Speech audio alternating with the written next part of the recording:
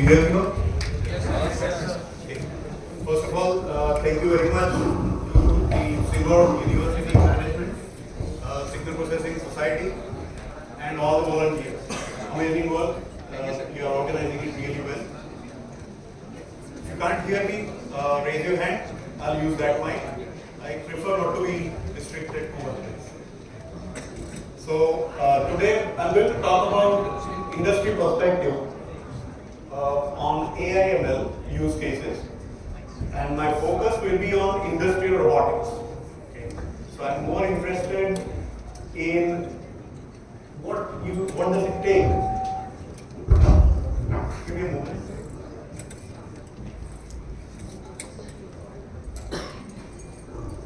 There's a feedback.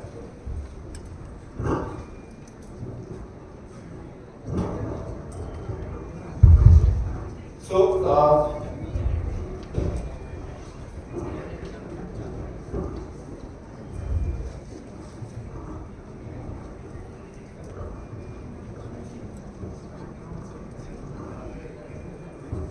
just to introduce briefly, I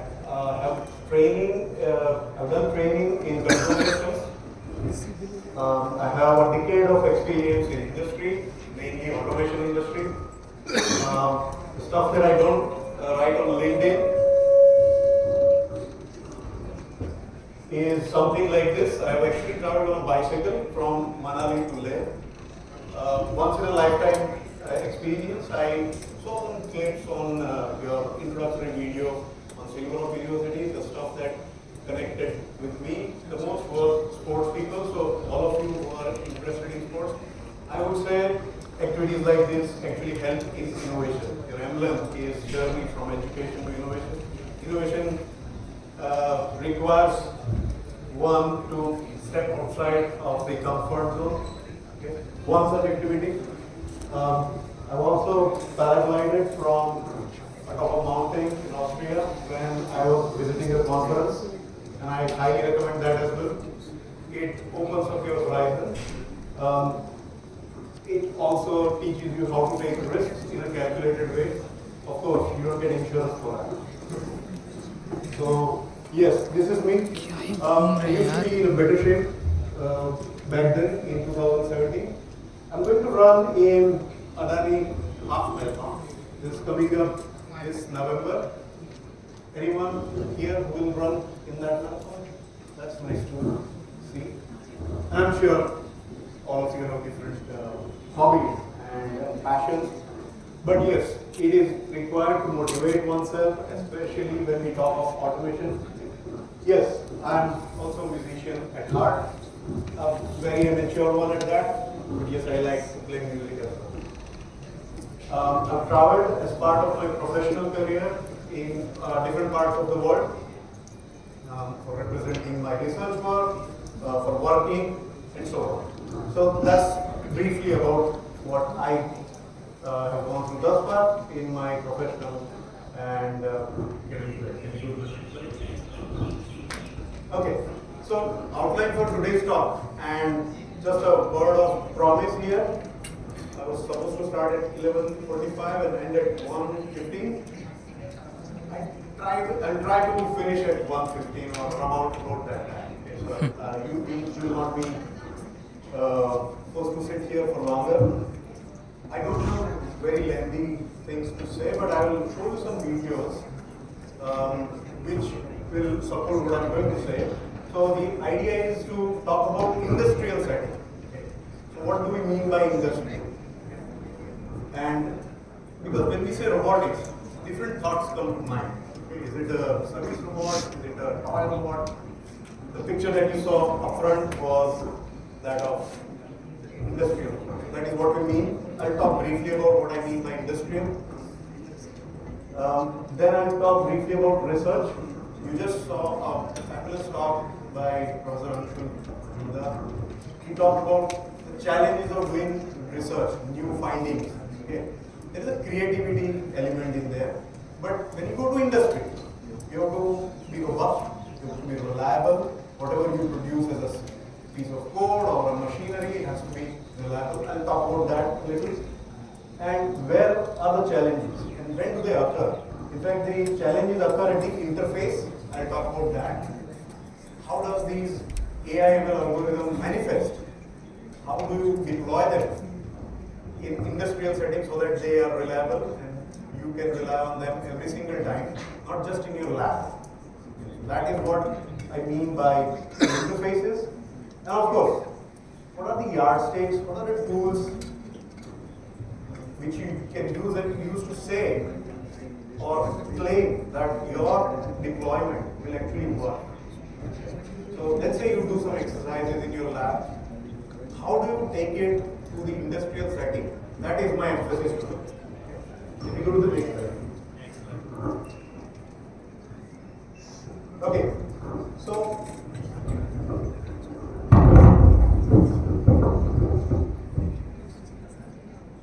in general, in industry, especially manufacturing industry, you have two layers. You have IT technology layer and operational technology. Okay.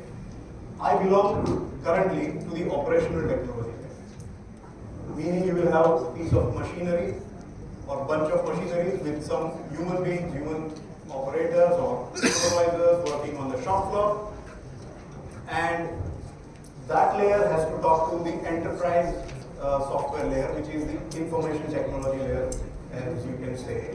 So you may have heard about the keywords ERP software, for example, enterprise resource planning software. I'm sure your university uses one. Okay? Then you may have customer relationship management software. That all sits on the cloud. You might have, as computer science or electronics students, might have heard of AWS, for example, Azure, all that sits on the cloud. But you have a lot of data. Go to the next slide. You have a lot of data coming from the operational layer to the enterprise layer inside a factory, and then you can imagine a bunch of factories coming together, connected as well. So in that, how do you actually handle with all these complex AI/ML algorithms? Where do you start? And how do you take it from operational layer, which is on the ground floor, on the shop floor, all the way to the cloud without compromising the existing function? Okay, so that's the whole point of my talk today. Okay, a word on what do I mean by industrial.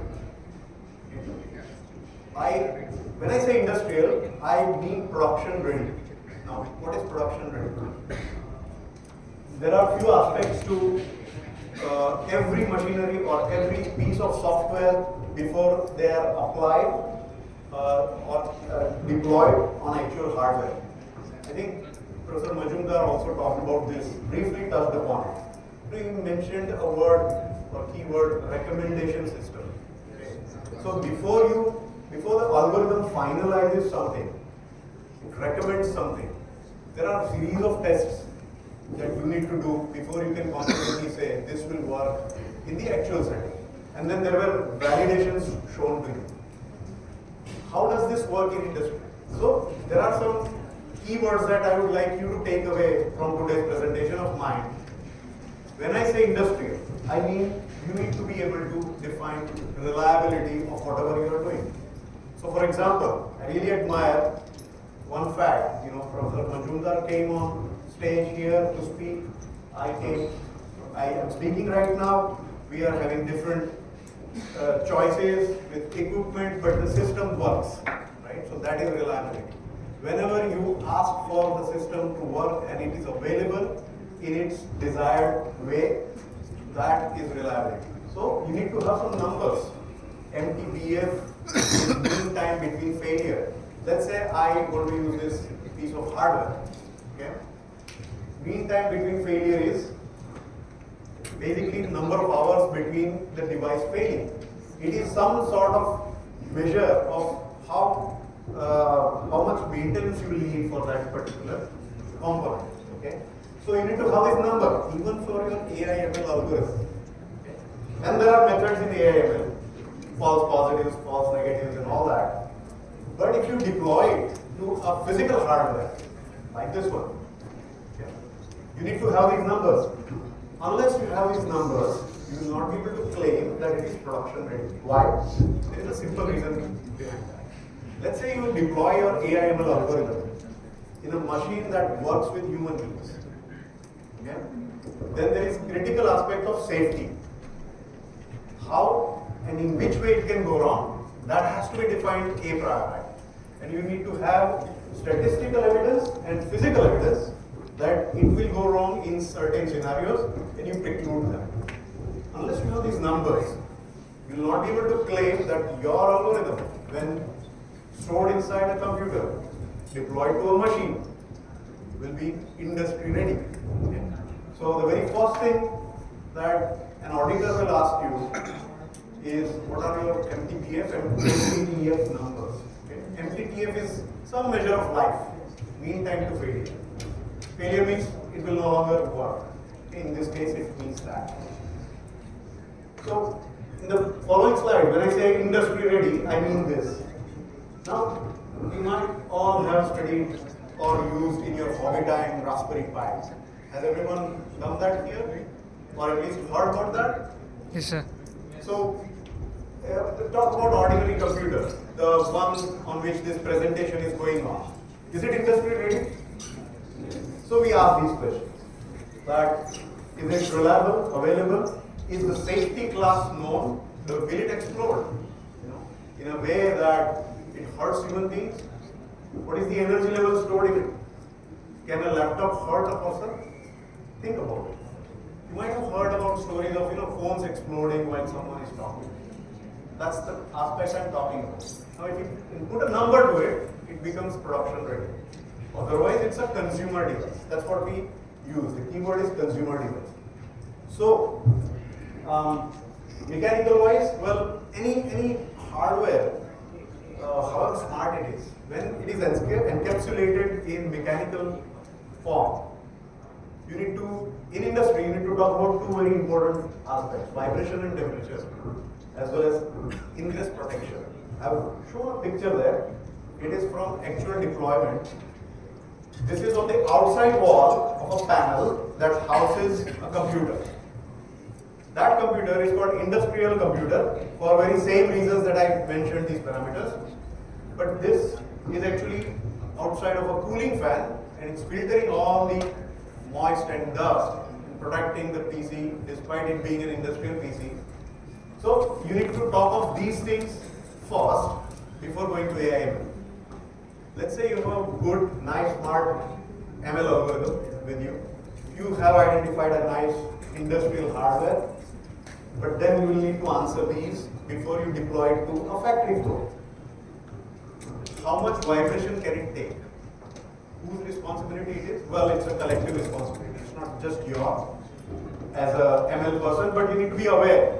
And the idea of this talk is also that you need to know these things if you are into industrial robotics, where you are definitely dealing with metal removal, metal cutting, metal addition, working with people if it's collaborative robots. If it's mobile robot, then definitely you can have people moving on the floor and the robot will also operate in the same area. It should not hurt people. Okay? Ingress protection, I just demonstrated that. So any hardware that cannot answer one or more of these questions will not be called industry ready. So Raspberry Pi, I don't mean to demean it, I've used it, fantastic piece of hardware. Recently they have actually published a bunch of documents which are standards that define industry readiness. Electrical reliability and availability has been proven, but mechanical is still yet to be proven. So I would yet not brand that sort of hardware as industry ready hardware. By the way, you can deploy very good AI/ML algorithms on Raspberry Pi. For example, if you have heard of large language models these days, you can put one on Raspberry Pi. Facebook has recently published non-commercially binding license of version 2 of Llama, if you have heard. If you have 8 GB RAM, it's the latest version of Raspberry Pi, you can actually run Llama 2, as they call it. Only caveat is your company size should be, or organization size should be less than 700 monthly active users. So they are interested in precluding Google, Facebook, and Google and Microsoft. not you if you're small enough. That's the long and short of it. But very kind of them, they were actually given a big, large language model that costed them a lot of money. So you can run that on Raspberry Pi. But can I call it industry ready? Resounding no. Because Raspberry Pi itself is not industry ready. For example, can I give it to an operator to operate a machine, putting a large language model, speech to text conversion to operate a machine? Sounds very nice, but what is the reliability of this hardware itself, let alone speech to text? So this is the kind of questions you need to ask when we talk of industry readiness, and same applies to AML. Can you go to the next slide?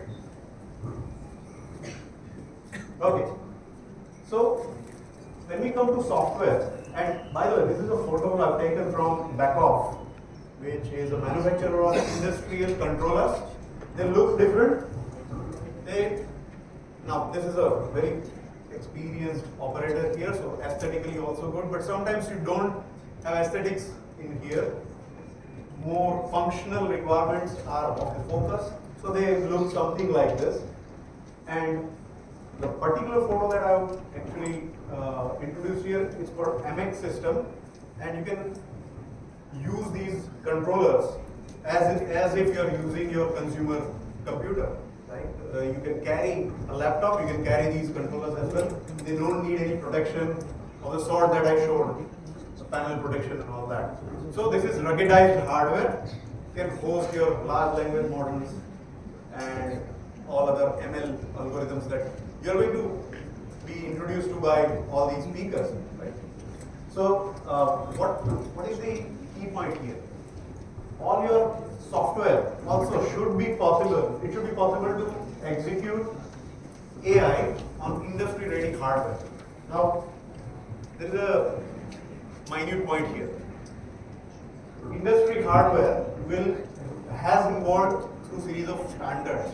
It will not look same as your lab computer. It might have certain restrictions.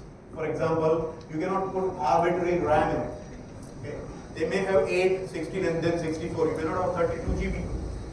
If that's the case, and cost optimization is always on the mind of people who are designing the system. So you are always worried about asking a few questions where you are going to deploy it, where your AI software is going to be housed. And if that is the question, while writing the software, you have to optimize your software for the target. Okay? So one thing to do it in your lab, run a good ML algorithm, good classifier as Professor Majumdar actually touched upon. But then if you want to do it in production ready setup, you need to ask this question first. Where am I going to download this model? It's not going to be consumer PC. It's not going to be ordinary laptop or even a fancy workstation. You might have seen workstations with GPUs, for example, graphics processing units. Those of you who are fans of gaming will be able to connect with this. Good GPUs and chunkier GPUs, you can play faster all these complex games that you might have played. Same goes with industry hardware. You may not have GPUs at your disposal, yet you have to do the processing fast enough. So where is the responsibility? Responsibility is with the software engineer, actually. Because you are now having this additional burden, not just having the ML output right, but also it has to run on given hardware. Okay, can we go to the next slide? Okay, so here comes one classic paradox. Everyone understand paradox? Virodhabas. Okay? Virodhabas means you are saying contradicting things. Okay? One thing you are saying research, and the other thing you are saying engineering. Oh, Virodhabasi, meaning they are contradicting to each other. Why I will tell you. Research by its very nature means new. Okay? You want to explore the unknown or the uncharted territory. But when you say unknown, it is not tested. Okay? And engineering by default, now I don't mean engineering as in B Tech or BE. You can be in BC FPGA, that's fine. But it is the mindset that we are talking about, engineering mindset. Okay? So engineering is a science of reliability. Okay? You want your algorithm to work every time you switch on the hardware. You want your AI to work as you desire every single time, and that's reliability. That's actually boring. A lot of times it's quite boring, it's not creative, and the moment you start coming up with these numbers, they are large numbers, MTBF, you're talking thousands of hours before anything fails. So that kind of boring, repetitive behavior you're expecting from the hardware and software combination. Okay, but research is creativity. So how do you go from, and I've taken this from NASA, by the way. How do you go from technology readiness level 1 to launch ready? Now, everyone must have watched Chandrayaan live, right? That's launch ready. They were so confident, and I'm really proud to share this fact.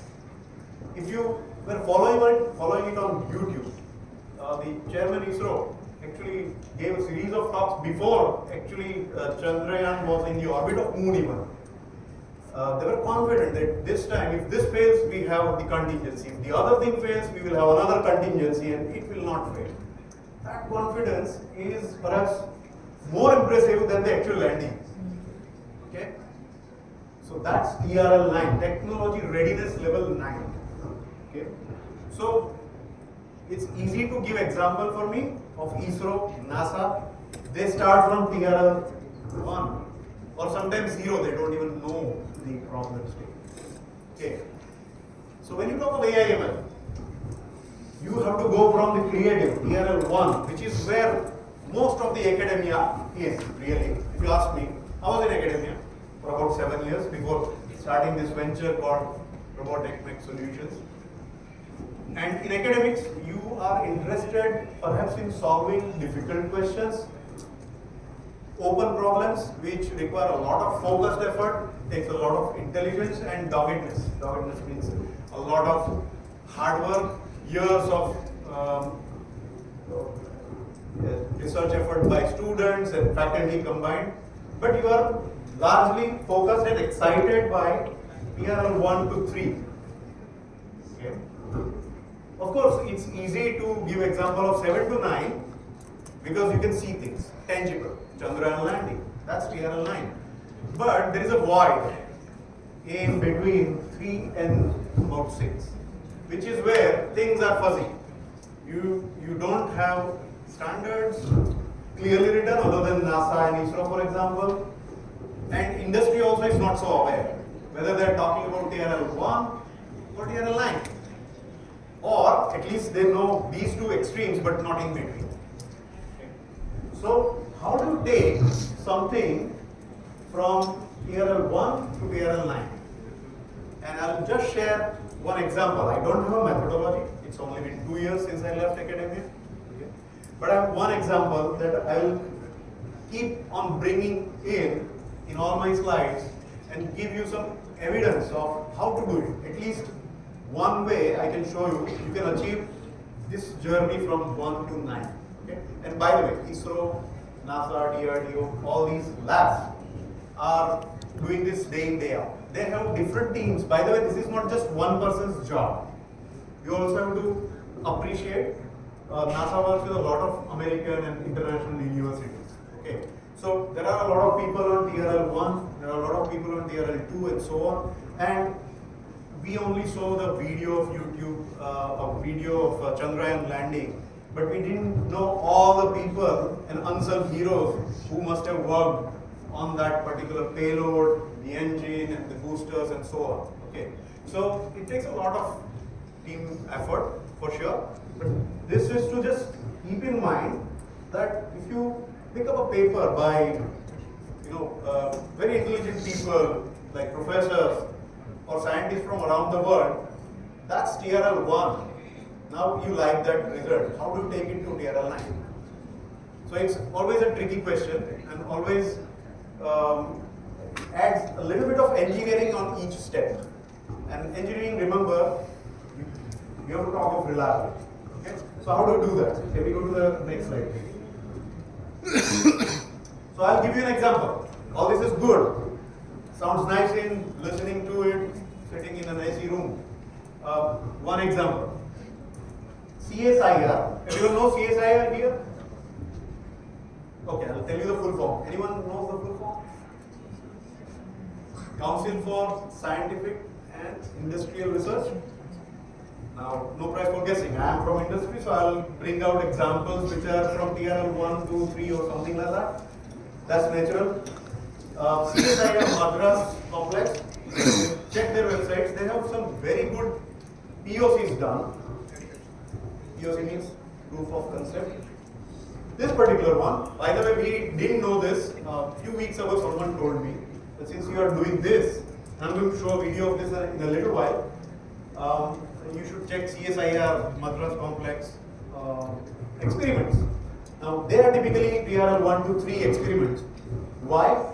You can see this is the actual biscuit manufacturing plant, one of the contract manufacturing units of Parle. You can see crack jack there. Okay, there are about 30 lines of biscuits traveling at around 400 millimeters per second. 1 second, you travel that second. So it's quite huge volume. Look at the lab setup. The conveyor belt is about a foot, 5 cookies in each row, and then you have which kind of PC there?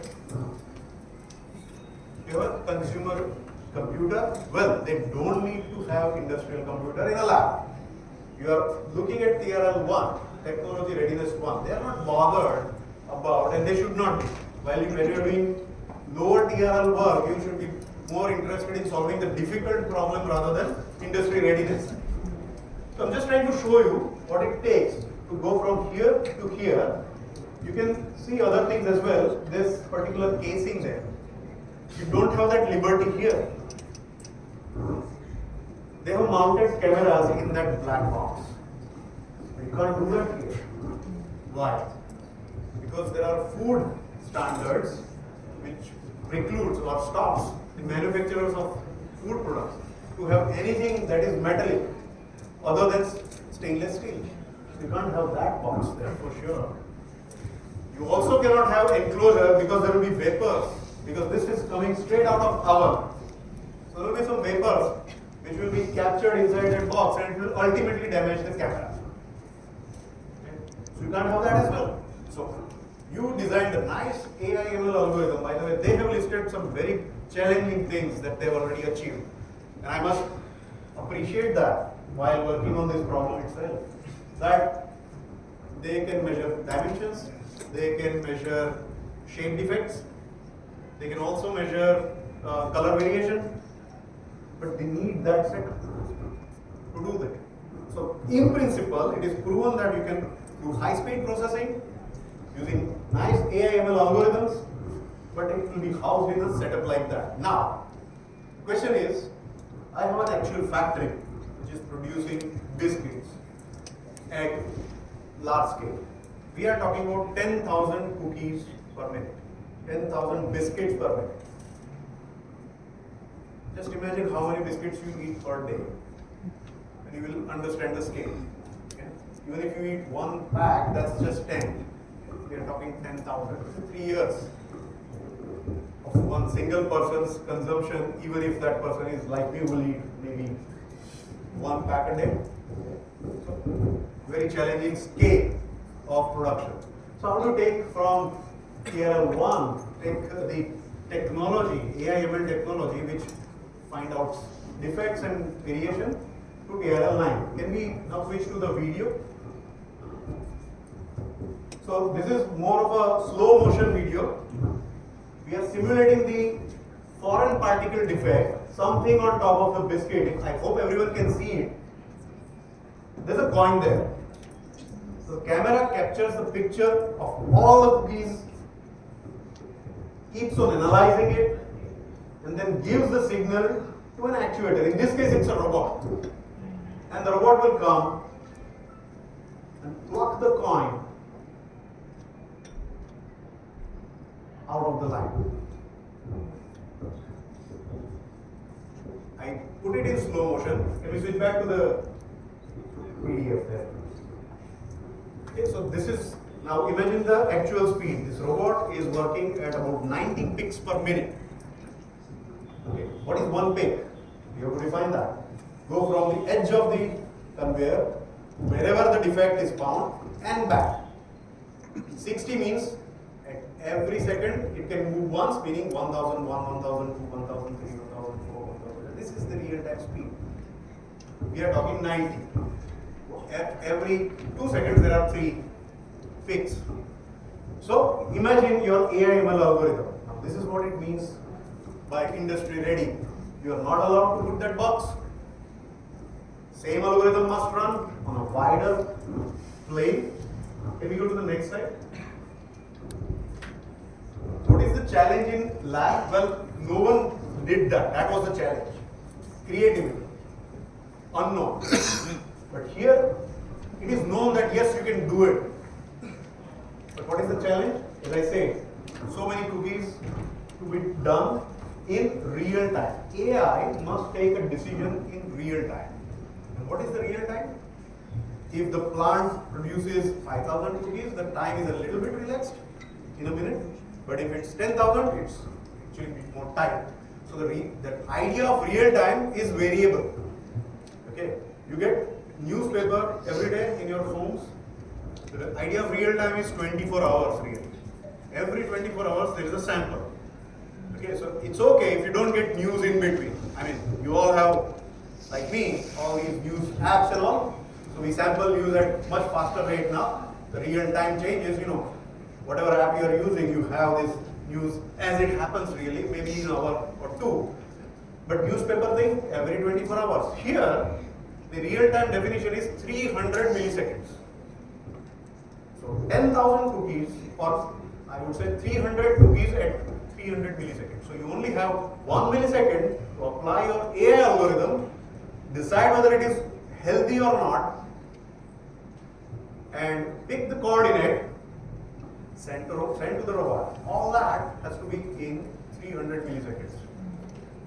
So you can now think of 300 cookies, so you will naturally, as coding experts, you will think of for loop.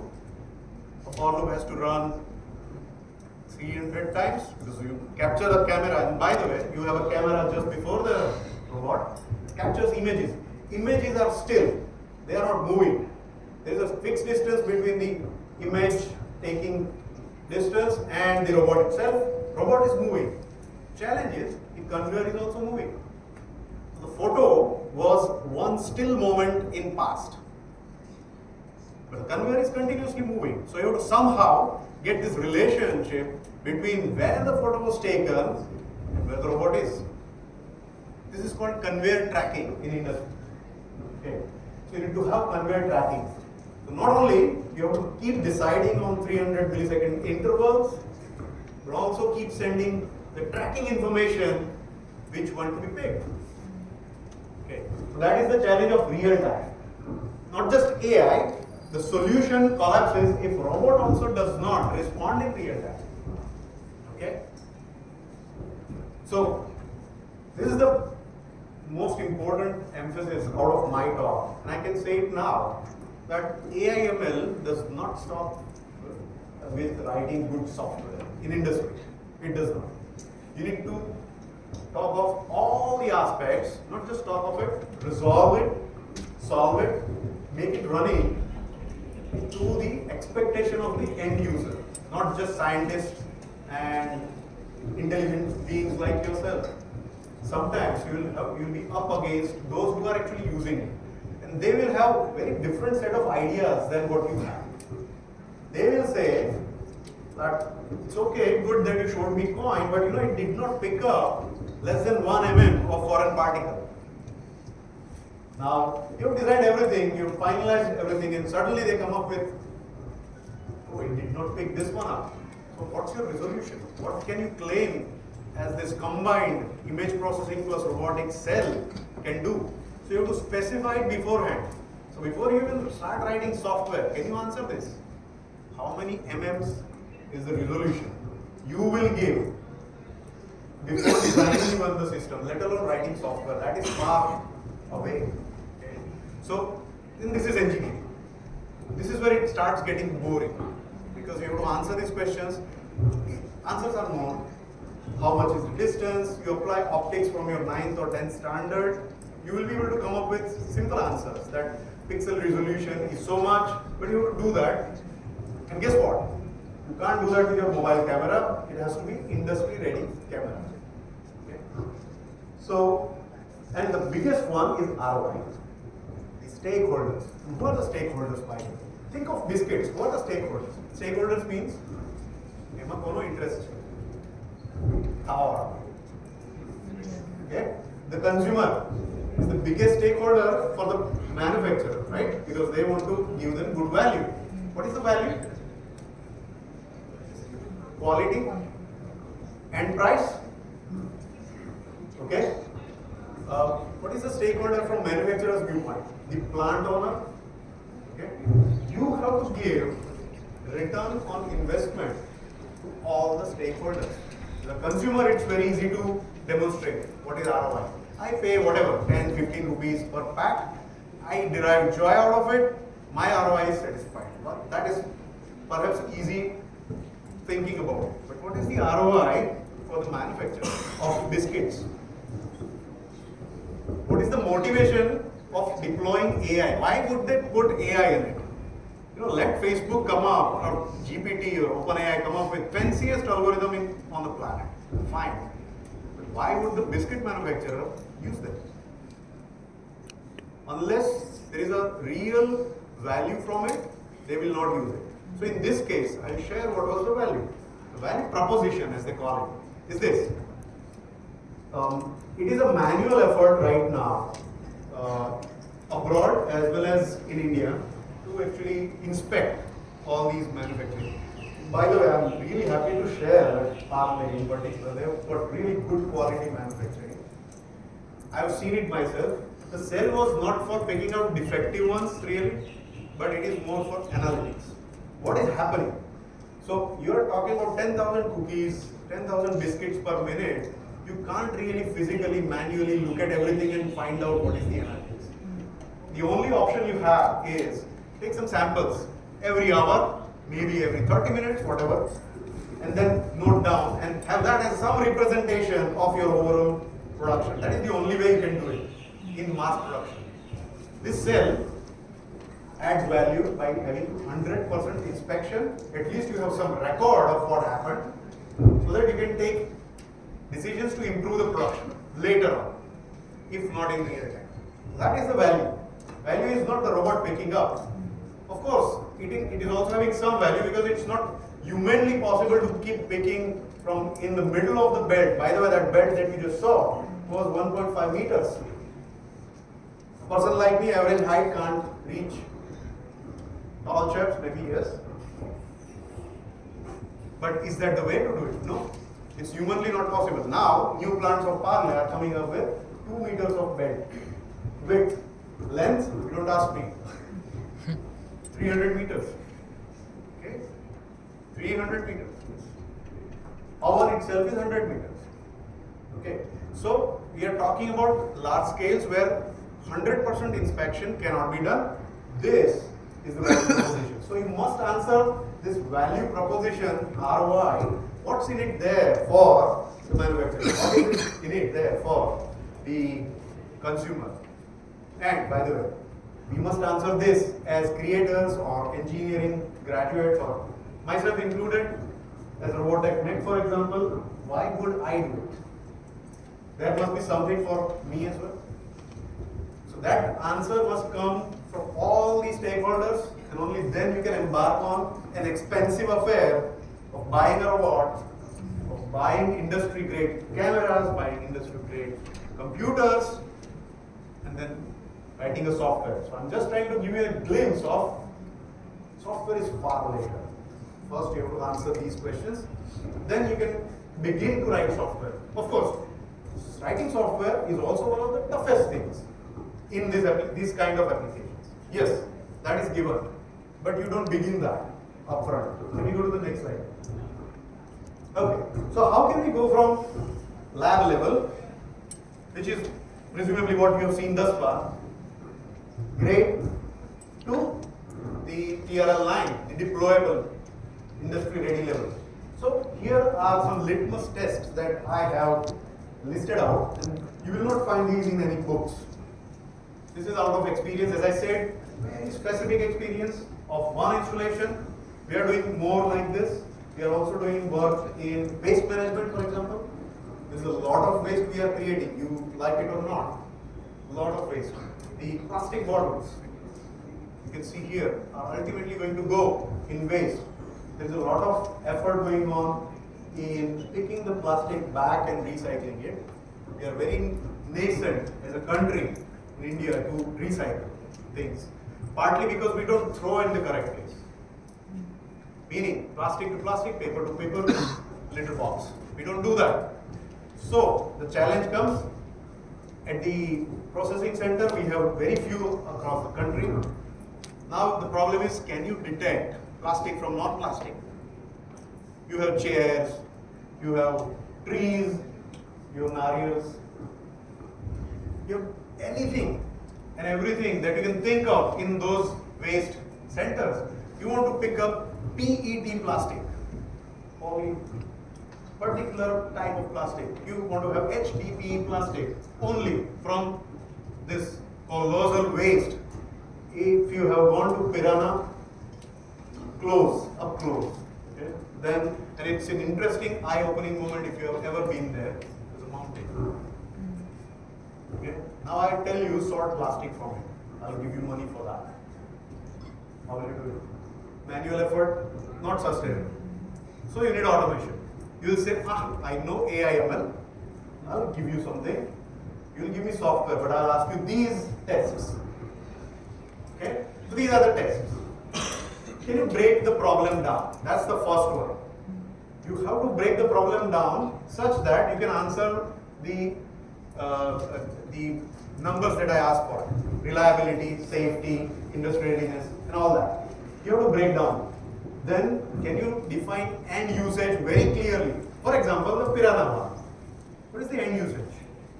There are many, depending on who is talking. Okay. If I'm an environmentalist, I'm worried about the nature. If I'm a producer of these plastic bottles, I'm interested in the same bottle that I produced. If I can get that, amazing, isn't it?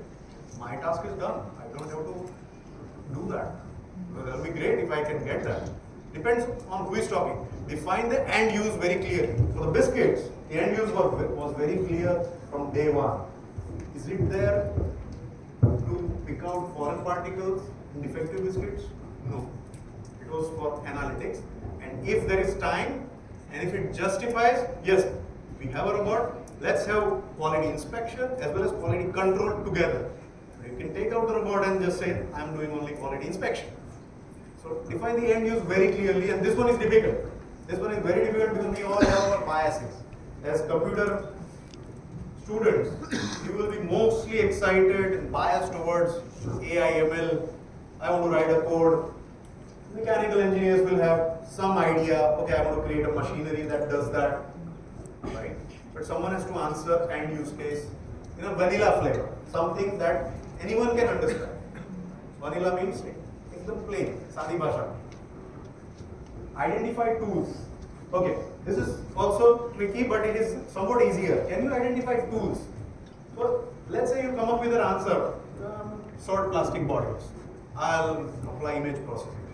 So what are the tools? Computer, acquisition system, so computer system which is processing, camera, and then cables, down to the unit that you cannot decompose further. Okay, so that is, you have to actually identify all the tools and components to the level where you cannot break it even further. Okay, so that is the level at which you have to think. Can you do that? And I think this philosophy will help you in other projects as well. You know, this does not only apply to image processing and cookie sorting and plastic sorting. This is a standard method. Can you do that? And the final test, if you can answer these questions very well, the project will be a success. There is high chance. Project will be any project. So, Professor Majumdar talked about a few very precise problem statements, right? They wanted to recommend candidate vaccines. That was the problem. That's the end use case. Method does not matter at that point while defining. Tools you have to identify. They had used machine learning algorithms of mapping the tool structure versus the activities. There you saw it. That is the component. And of course, this is the most tricky one. And why I say tricky? Because people from various backgrounds do not necessarily appreciate or respect the other side. Okay, AI/ML or engineering expertise. There is a little bit of training that you all go through, and like it or not, you get biased by it. So you think only in this way. Try to match a pattern of all the lab exercises that you do. It's not faculty's fault actually. It's a curriculum. There is a pattern. You enter any lab, there is a lab manual, right? Then you perform an experiment, you are anticipated to give a report. It's all well thought of, no problem. But you've done that for 3-4 years, you will encounter a new problem, you will start to think in that way. And of course, there's a purpose why you are led to think that way, because you will solve problems. But there's a problem that comes when you go to the real world, and I want to identify cookies. I've never done any process engineering or any process manufacturing. For example, I didn't know how the crackjack biscuit dough actually gets created. Is it a wet dough? Is it a dry dough? What is it? Why does the defect come even? You need to understand this, and you cannot do it alone. So, okay, you go to the next slide. So you have to have domain expertise, and I'll try to speak more about each and every aspect briefly. I think I'll finish in 10 or 15 minutes from now. So I'm just giving an example by fetching again that cell that I showed you, the video. I broke it down. I mean, not I, it's a team of engineers. The components are here: vision system, robot tracking technology, communication interface, and cell controller. Okay. So you can see what you saw in the video actually comprises of these things. This is what is known as breaking it down in the way that you can do it in industry ready way, reliable way, robust way. Okay. So each label that you see there, PLC, programmable logic controller, that will likely house your decision making. Sometimes that can house AI/ML algorithms. It's industry ready. Then there are some interfaces. There's a workstation, industrial PC. There's a robot. Robot has to be food grade because it is touching the food. Indian guidelines for handling food are very stringent. Very stringent. You cannot have plastic on top of the line. You cannot have acrylic on top of the line. The robot cannot be having MS, mild steel legs. They have to be certain kind of carbon fiber, or they can be food grade plastic. If it has to be plastic, it has to be food grade plastic. The cost goes up. It's not ordinary metal. Ultimately, we are picking up using some suction cup, as you saw. That cup, that was a coin though, but we are actually picking biscuits. Let's say we try to pick a biscuit. For some reason we lose it, it goes to packing. In that scenario, it should be safe, even if this happens. Okay. So break it down. Okay, can we go to the next slide? Define end use case. As I already mentioned, few use cases were there while we installed this. Statistics, pure statistics. As things happen, we didn't want any bias. Okay. Anomaly identification, meaning quality inspection. How many of them are D-shaped? How many of them are having unacceptable color, for example? While you can eat dark colored crackjack, fine, but do you want to do that? As a manufacturer, I want to give homogeneous batch of production. They have inside what is happening to the plant itself, and rejection of defects, of course, that is quality control. So these are the end use cases. Can we go to the next slide? Okay, I mentioned identify off-the-shelf components. If off-the-shelf components are not available, off-the-shelf means you can buy it from suppliers who are manufacturing industry-ready hardware. For example, industrial PC. Have you ever thought Dell actually manufactures industry-grade PCs? that will have MTBF, MTTF, temperature, vibration, and all that. So maybe you have not seen it, but go to their website and they will actually give you industry grade computers, which are usually more expensive because they have made sure that it is good for industry. So, but here comes the creativity part or the research part. If you find that there is no one who makes that kind of hardware that you need, for some reason you have justified, then you start building one yourself. And that's where you go to TRL 0 or 1. Okay. So this is how you straddle between TRL 1 and 9 while doing it. Key thing is if it's available off the shelf, you don't actually reinvent it. That's the key. You go for it because they've already spent so much time and effort to make sure that it is industry ready. And of course you have sensors, which are camera, for example, computer. Here again the choice, industrial versus consumer. You have to make that decision. And robot, you can make your own robot. It is possible. But then will you be able to answer these questions? Food grade, wash down ready, you should be able to wash it. Because they actually have to wash equipment. Because it's food, they have to wash. So imagine huge conveyor being cleaned, where you say, oh, you can't touch my robot with water or wet soap. You can't say that. You have to allow that. So are you able to make a custom robot? If yes, go for it. But then you will have to answer the expense part of it.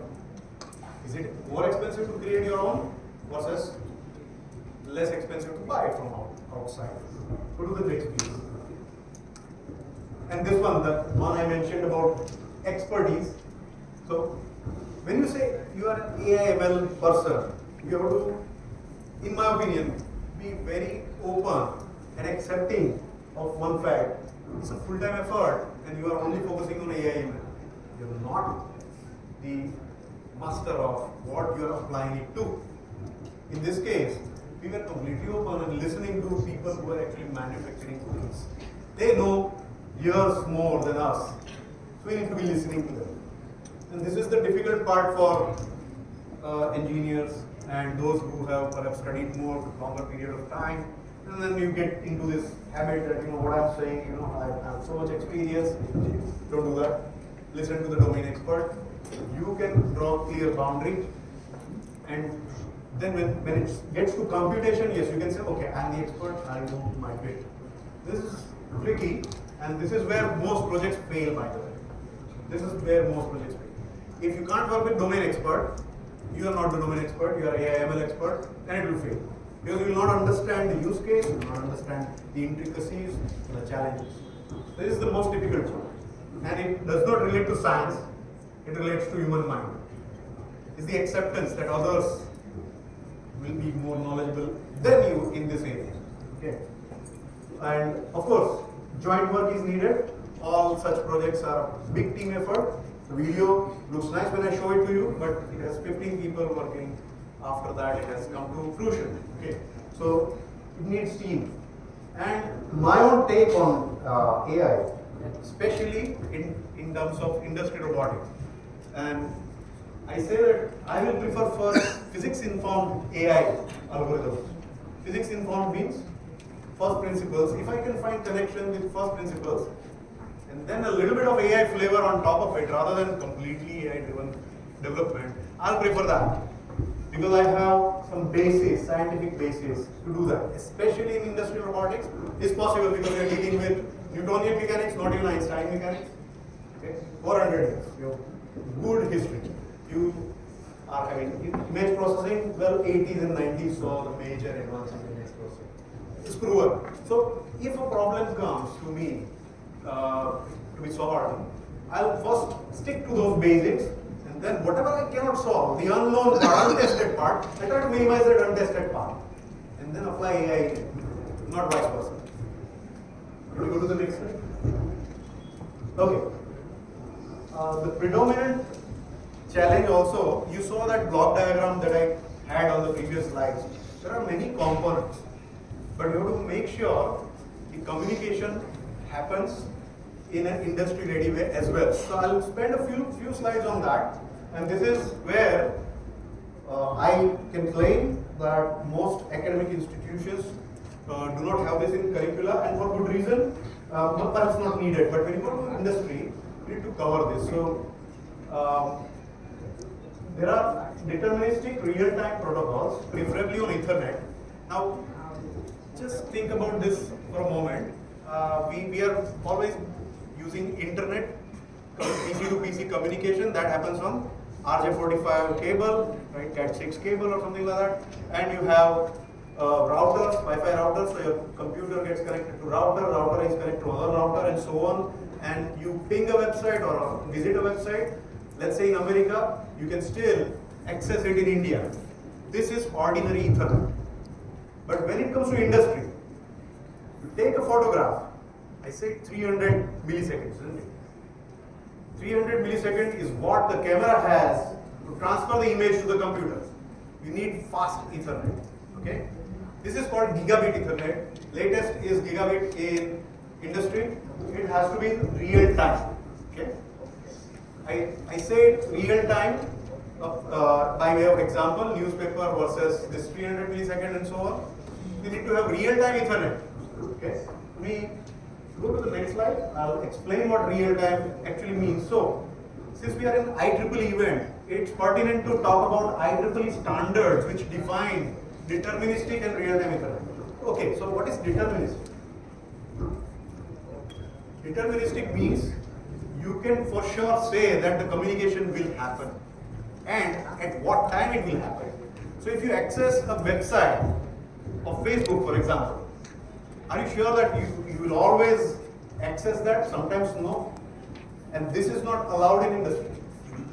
Matter of chance, if it is matter of chance, the chance has to be 1 in tens of thousands. Okay. So deterministic means you know when the communication is happening. Okay. In consumer internet, it is okay. You refresh the F5 button or whatever, browser loads it again.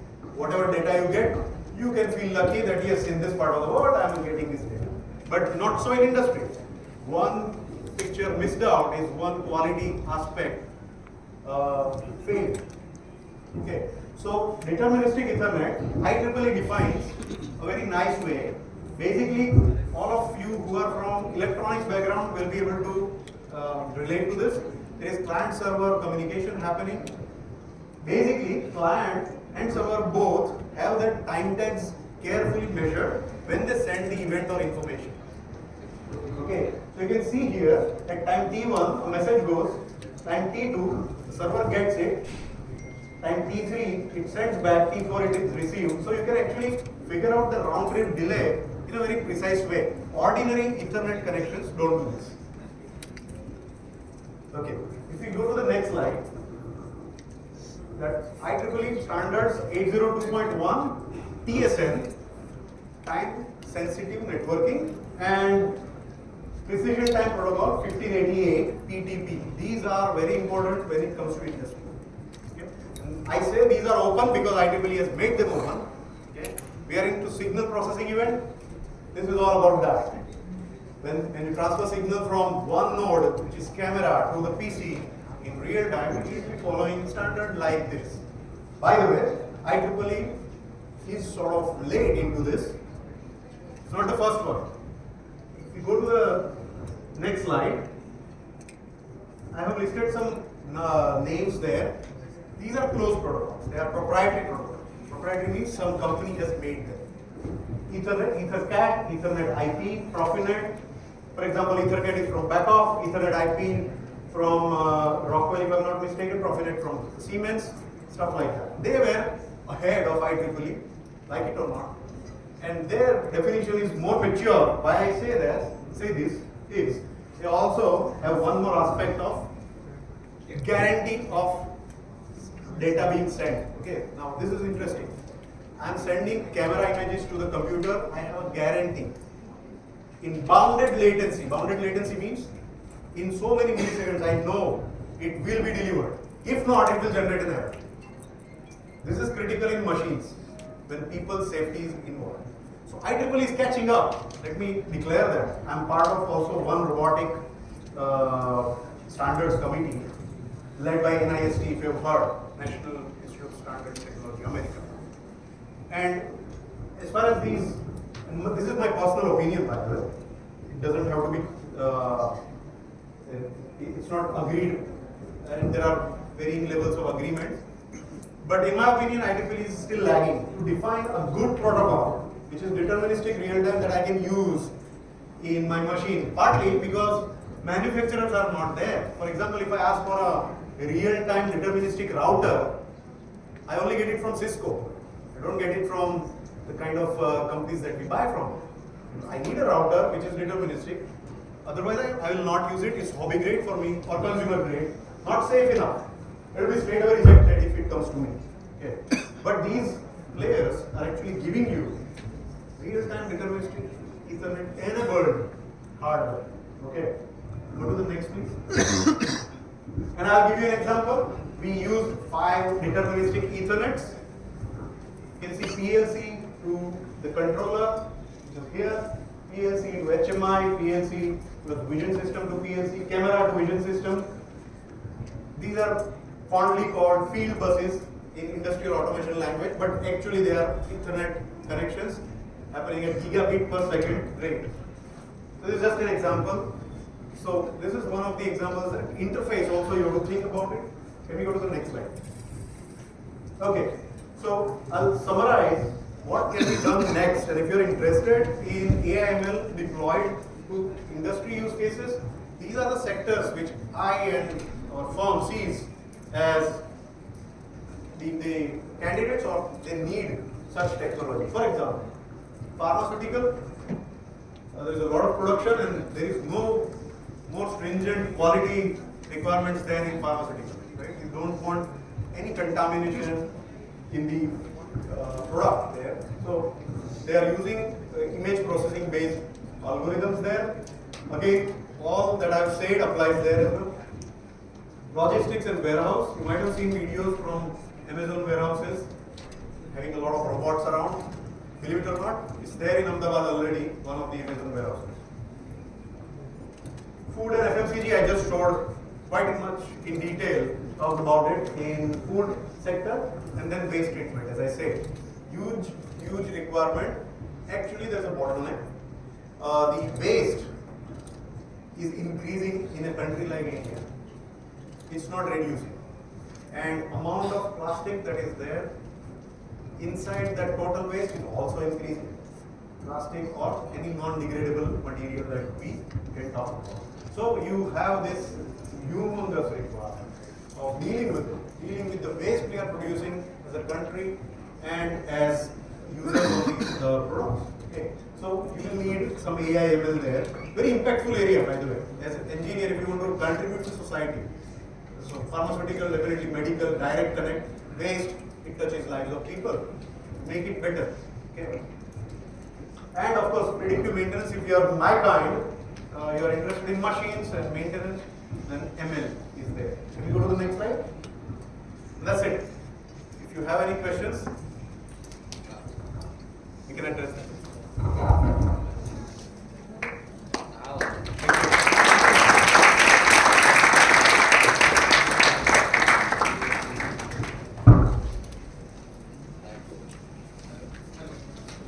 Hello. Thank you, Dr. Harshal sir, for your enlightening talk that has enriched our event. Your exact point of intersection between robotics and its advancements was truly an eye-opening and inspiring. Thank you, sir, for your incredible session. Further, I would like to invite Professor Shankar Parmar sir, Technical Talk Series Coordinator, IEEE Gujarat Section, to bestow letter of appreciation and memento to Dr. Harshal sir as a token of appreciation for his presence and expertise. Please, sir.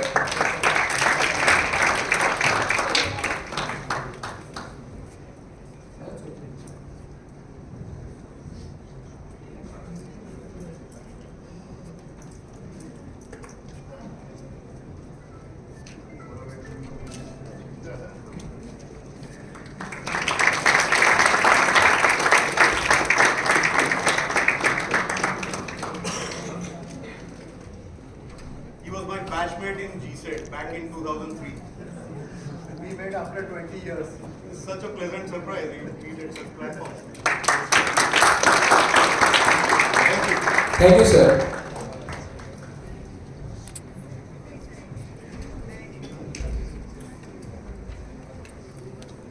We are pleased to inform you that it's a time for a